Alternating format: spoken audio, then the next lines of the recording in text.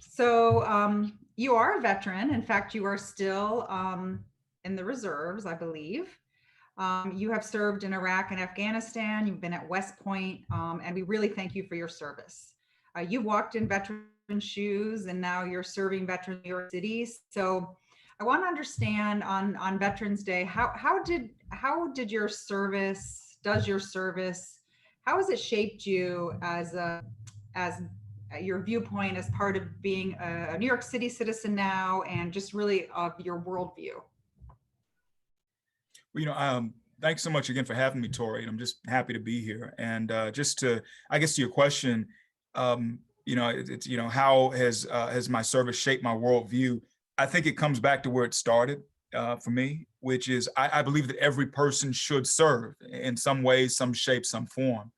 And starting with when I was in high school, and I said, I think that I should spend some time just doing something greater than myself.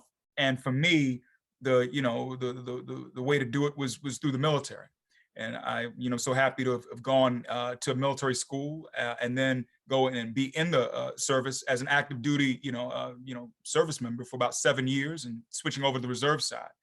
And I just like the idea of always doing what I could to be of value to others in any way possible. And even when I entered the civilian world, that service, was still very close to me as far as, working in the green job space for a good amount of time, to, being running an incubator for veterans who were starting up their own business, and ultimately being here now as commissioner for the Department of Veteran Services. It was always about, how can you continue to give back and do right by others? And I guess I feel like that overlaps with, being a New Yorker, because there's so many people like me who are so committed to service. Doesn't necessarily have to be something that involves being in the military or wearing a uniform. It could be someone who's a police officer, someone who's a firefighter, someone who's a medical professional.